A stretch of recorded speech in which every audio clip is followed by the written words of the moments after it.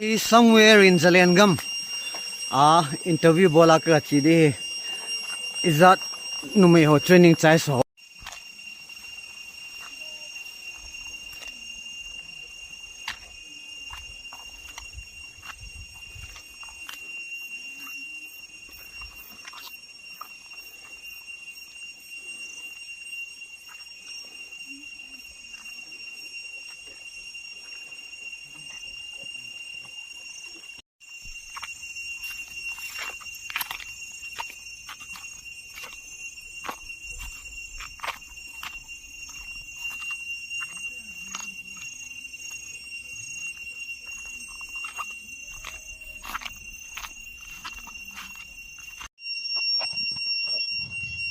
Tu ni khua interview I bol diu hi zat numei nunga training hin chai zo I experience on chule ipizia training bolan ham ti ho chin do diu hin amani kom kong lungin tu hin hello now teni na dam honi na tu ni thui ki do tingule nalung gel hon nalung themam hon chun na ban sei do don ni jing cho tu hi chi channel ve mi pite hon kana mi ti hon nong amani a training la dan hon he num diu kine ma min hi chi a chu thu chom cha cha kain do de mani in don ji di hin ama spena ka do zo ting le khana se zo ting le khan answer pi pe de na microphone ke la on ni hin aji chu chila he ke ho mi he na lo dia interview ka bolo hin kahen masat pen num chana ipg pen ta hichi pasalin jong kingap talo no ho nunga chapang tele na ma hon me theja nunga pan na ipilung tup na nei ho na hichi training numei ho training bol na hi na zawon ham ti chu in se bi hon le sun ki pawment te ka thang tom na pen aji cho hi le ka chan bom pin numei mai leiten abon ho ka va ziting ka puna zin vale ai asu eng se na vale iti kichip na ho nei ho igel le pu na lom zin vale kaum na lo su nu lang jang a har vin ke ho jang na de ke lo je wa to relief center ka hiwe kaloi nu asai na ba na kagamu mai leiten ai su u le ka in kalo ho ai hal happy ji uwa ka thang tom ji a training a hong zawa training hin chai ke he sal numai ke khan pasal numai a ki bang a hin gar za ki sat bom thewa hi hi training ka bol hi numai si cha ka hi wangin kana kazat le kana ma dinga jong gar sat thei ka hi ke le kaloi nu ka training ka bol bangin kazat changkhom pi numai hon jong training a hong zaw ding in ke hin te me tu lai igam bui ta thanin numai pasal ki khan ta paw hite ibon chawi training a zaw su ke utin inama ding in gar sa su ke ute hungon ka za chan khom pi numai ho training bol out in gar sa khom taute igam le namu na ding in akhuti le naw te ni training na bo sung wa hi ha na sa ho nei be na sa ho nei ha layu mam a be layu mam chule na lung la dai kom hon ji am ipina gel lo na ta chanu tian ki ta par an pan ki ji hon ham ti jong ke hen num ven na nin se pi bin training ki ti hi anup na jang aumin aha na jang aumin hin aha ting le training chu zo lo wa nga adi tan ti ho chu ki gel jin a hi wangen iza changkhom pi ho ki bon ho iwa ji le inu mai changkhom pi ho ki bon ho iwa ji le thang tom jin chu ki tha pa jin ji he ai le naw te ni training na bo sung wa hi khawe kom le na instructor hovin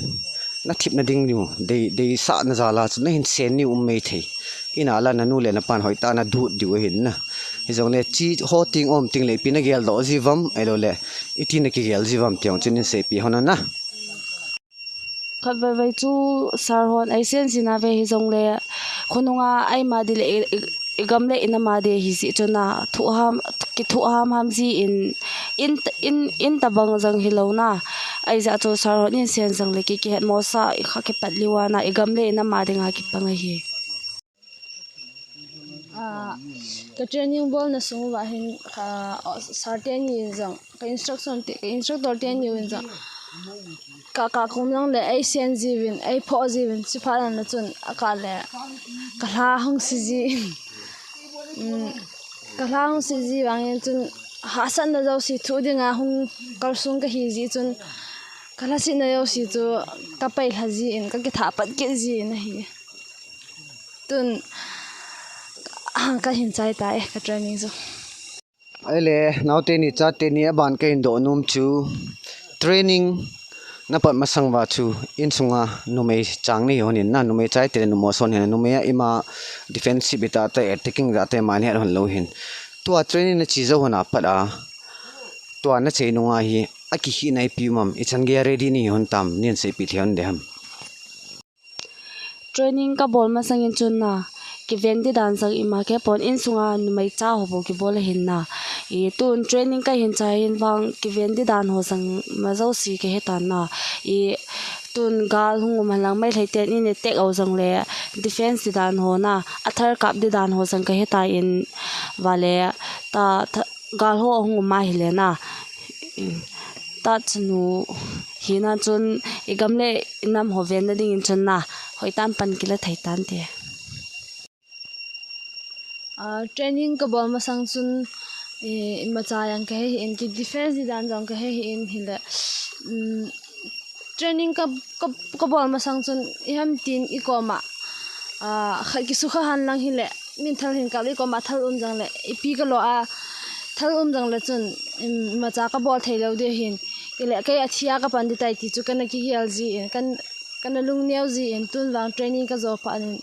ikoma inam gu thang kha chu thal kap namuna sukha han lang hi jong le in athi sanga tia athal tham dan ho chu ki hetan hi le cha chu in jong hin khu khat be hu do thai ka hetai tin ka ki gel abana khat apai mo ta hat ka indo num ki naute ni cha te ni training na pan sung hon elo le na ki gut hona na chi hona chiting le training na bo sung honi ta na chainu ni jong le in sung ya pat ai le khulai mi helang na loi na pa ku da ipp kam chang na za honam discourage na ball mi umam ai lo le encourage na ball mi umam I chan ge it pit bang mang kam na za honam ti ong ke head no min na hin se pi la sing ki pa min te training ki pat masangin wang chun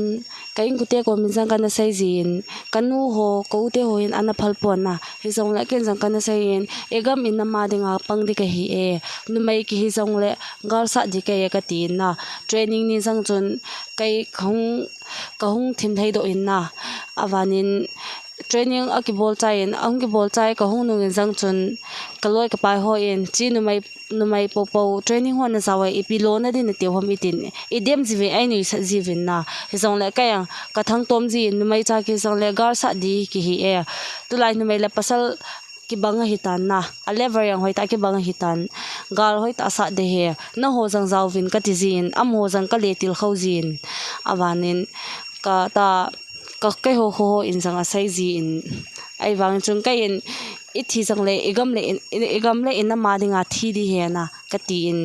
chu chun hoi ta kai jang ka til khau jin awan thar be se hung lung ding jang zawin ka ti pi training ka hung konin chun training ka chidi konin chun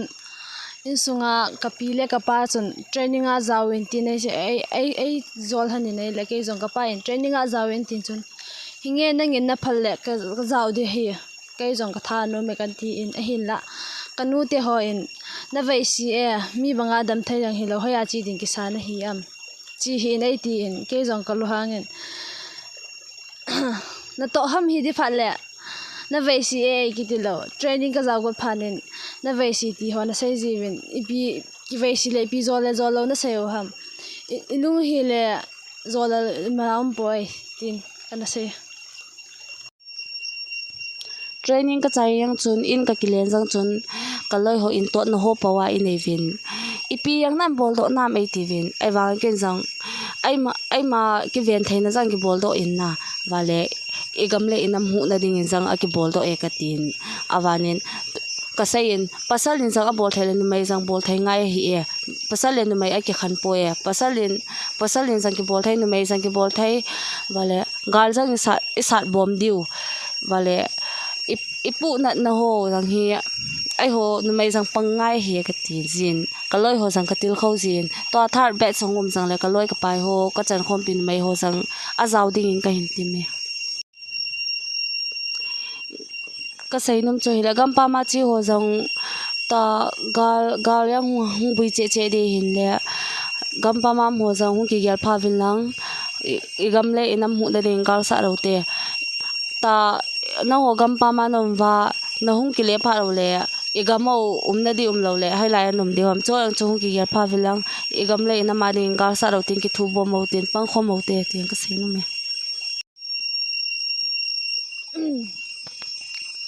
kan numai chan khom pi kanam numai ho training ki bol hi man thana di ma chaum poi training ki bol hi ai ma tun na ding ai ma ki ven na di zo hin a hi to as thar be sa jang hin atam na thai chanin hung pang ding in ka hin ti mo we ma uma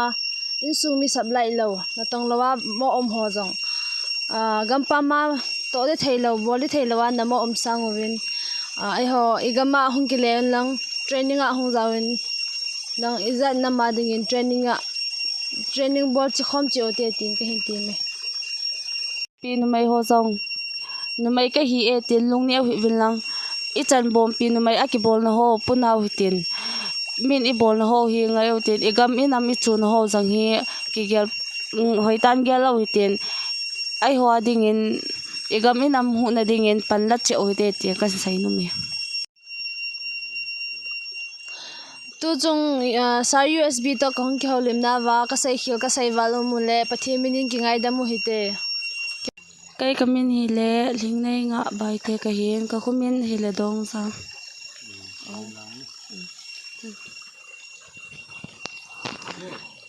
ke gamina hi le rebika tin nei ni hin ji sung gi lap ko na hung ka hi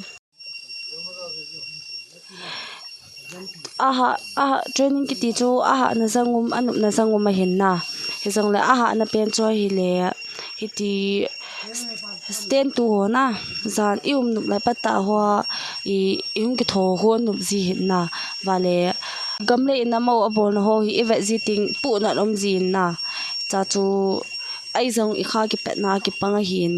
training ki ti chu anup zangum pon a hi